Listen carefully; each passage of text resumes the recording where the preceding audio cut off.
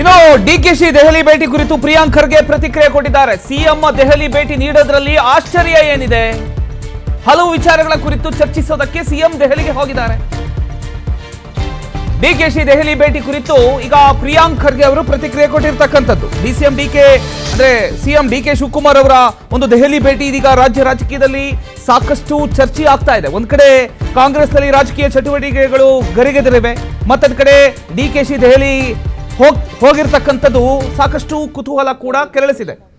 ಈ ಒಂದು ವಿಚಾರದ ಬಗ್ಗೆ ಪ್ರಿಯಾಂಕ್ ಖರ್ಗೆ ಅವರು ಪ್ರತಿಕ್ರಿಯೆ ಕೊಟ್ಟಿದ್ದಾರೆ. ಎಸ್ ಸರ್, ಕೇಳಿಸ್ಕೊಳ್ಳಿ.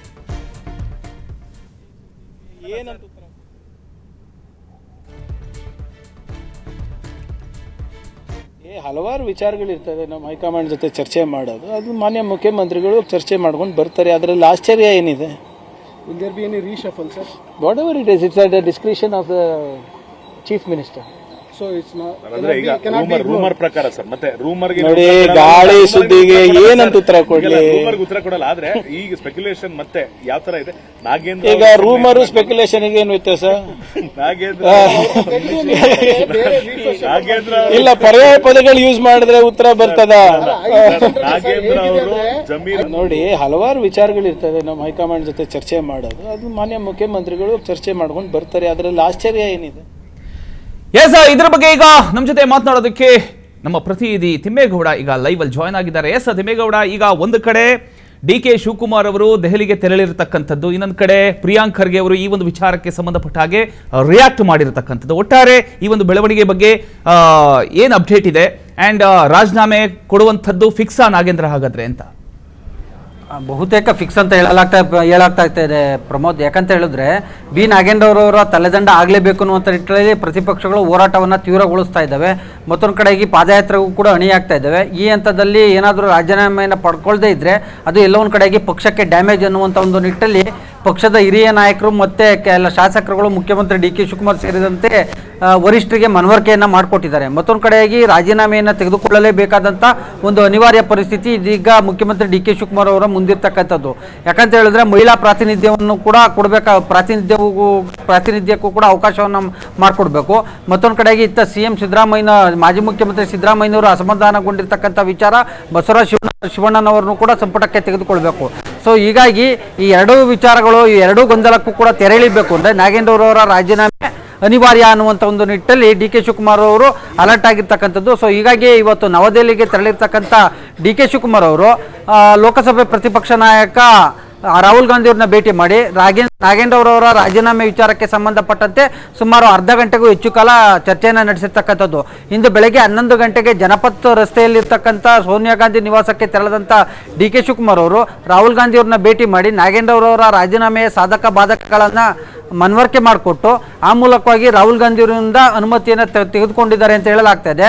ಸೊ ಹೀಗಾಗಿ ರಾಹುಲ್ ಗಾಂಧಿಯವರ ಭೇಟಿ ಬಳಿಕ ಮಾತನಾಡಿರುವಂಥ ಡಿ ಕೆ ಶಿವಕುಮಾರ್ ಅವರು ಬಿ ನಾಗೇಂದ್ರ ಅವರು ಪಕ್ಷದ ಶಿಸ್ತಿನ ಸಿಪಾಯಿ, ಪಕ್ಷದ ಆಸ್ತಿ, ಪಕ್ಷಕ್ಕೋಸ್ಕರವಾಗಿ ಪಕ್ಷದ ಹಿತಕ್ಕಾಗಿ ಅವರು ತ್ಯಾಗಕ್ಕೆ ಸಿದ್ಧರಿದ್ದಾರೆ ಅನ್ನುವಂಥ ಒಂದು ಮಾತನ್ನು ಹೇಳಿರ್ತಕ್ಕಂಥದ್ದು ಸಹಜವಾಗಿ ರಾಜೀನಾಮೆಯ ಒಂದು ರೀತಿ ಸುಳುವನ್ನು ಕೊಟ್ಟಂತಾಗಿರ್ತಕ್ಕಂಥದ್ದು. ಯಾಕಂತ ಹೇಳಿದ್ರೆ ಯಾವುದೇ ತ್ಯಾಗಕ್ಕೂ ಕೂಡ ಸಿದ್ಧರಿದ್ದಾರೆ ಅನ್ನುವಂಥ ಒಂದು ಮಾತಿದೆಯಲ್ಲ, ಅದು ಎಲ್ಲ ಒಂದು ಕಡೆಗೆ ರಾಜೀನಾಮೆಗೆ ಅವರು ಸಿದ್ಧರಿದ್ದಾರೆ ಅಂತ.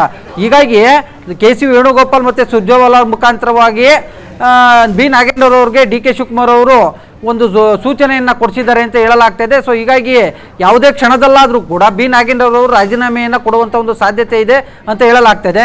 ಸೊ ಹೀಗಾಗಿ ಈ ಒಂದು ಬಿ ನಾಗೇಂದ್ರರವರ ರಾಜೀನಾಮೆ BJP ಅವರಿಗೆ, ಪ್ರತಿಪಕ್ಷಗಳಿಗೆ ಒಂದು ರೀತಿ ಕ್ರೆಡಿಟ್ ಸಿಗಬಾರ್ದು ಅಂತ ಒಂದು ಎಚ್ಚರಿಕೆ ಹೆಜ್ಜೆಯಿಂದ ಬಿ ನಾಗೇಂದ್ರ ಅವರ ರಾಜೀನಾಮೆಯನ್ನು ಪಡ್ಕೊಳ್ಬೇಕು ಅನ್ನುವಂಥ ಒಂದು ಆಲೋಚನೆಯಲ್ಲಿ ಇದೀಗ ಮುಖ್ಯಮಂತ್ರಿ ಡಿ ಕೆ ಶಿವಕುಮಾರ್ ಅವರು ಇರ್ತಕ್ಕಂಥದ್ದು. ಸೊ ಹೀಗಾಗಿ ಬಿ ನಾಗೇಂದ್ರ ಅವರ ರಾಜೀನಾಮೆಯ ವಿಚಾರವನ್ನು ಯಾವ ರೀತಿಯಾಗಿ ಈ ವಿಚಾರದಲ್ಲಿ ಬಗೆಹರಿಸ್ತಾರೆ ಅನ್ನುವಂಥದ್ದು ಒಂದು ಕಡೆ ಆದರೆ, ಮತ್ತೊಂದು ಕಡೆಗೆ BJP ನಾಯಕರು ಸೇರಿದಂತೆ ಪ್ರತಿಪಕ್ಷಗಳು ಈಗಾಗಲೇ ತೀವ್ರ ರೀತಿಯಲ್ಲಿ ಆರೋಪ, ಮತ್ತೊಂದು ಕಡೆಗೆ ಟೀಕೆಗಳನ್ನ ಮಾಡ್ತಾ ಇರ್ತಕ್ಕಂಥದ್ದು. ಮತ್ತೊಂದು ಕಡೆಗೆ ಮಾಜಿ ಮುಖ್ಯಮಂತ್ರಿ ಸಿದ್ದರಾಮಯ್ಯನವರು ಕೂಡ ದಿನಕ್ಕೊಂದು ದಾಳಗಳನ್ನ ಉರುಳಿಸ್ತಾ ಇರ್ತಕ್ಕಂಥದ್ದು. ಅದರಲ್ಲೂ ಕೂಡ ಭಾಳ ಮುಖ್ಯವಾಗಿ 4-5 DCMಗಳನ್ನು ಮಾಡಬೇಕು ಅಂದ್ಕೊಂಡಿದ್ರು. ಆದರೆ ನಾನೊಬ್ಬನೇ ಪರಮೇಶ್ವರ್ ಅವ್ರನ್ನ DCM ಮಾಡಿದ್ದು ಅನ್ನುವಂಥ ನಿಟ್ಟಿನಲ್ಲಿ ಹೇಳಿಕೆಗಳನ್ನ ಕೊಟ್ಟಿರ್ತಕ್ಕಂಥದ್ದು. ಸಹಜವಾಗಿ ಇದೀಗ ದಲಿತ ಸಮುದಾಯದವರು, ಮತ್ತೊಂದು ಕಡೆಗೆ ಸತೀಶ್ ಜಾರಕಿಹೊಳಿ ಸೇರಿದಂತೆ ಹಲವಾರು ಮಂದಿ ಏನು ಸಿದ್ದರಾಮಯ್ಯನವ್ರ ವಿರುದ್ಧ ರೆಬಲ್ ಆಗಿದ್ರು ಅಂತ ಹೇಳಲಾಗ್ತದೆ, ಅವರ ವಿರುದ್ಧವೂ ಕೂಡ ಒಂದು ರೀತಿ ಪರೋಕ್ಷ ಎಚ್ಚರಿಕೆಯನ್ನು ಕೂಡ ಕೊಟ್ಟಿರ್ತಕ್ಕಂಥದ್ದು. ಮತ್ತೊಂದು ಕಡೆಯಾಗಿ ಸಿದ್ದರಾಮಯ್ಯನವರು ಕೂಡ ಅಧಿವೇಶನದಿಂದ ದೂರ ಉಳ್ಕೊಂಡಿದ್ದಾರೆ. ಅದು ಒಂದು ಬೇರೆಯದ್ದೇ ಸಂದೇಶವೂ ಕೂಡ ರವಾನೆ ಆಗಿರ್ತಕ್ಕಂಥದ್ದು.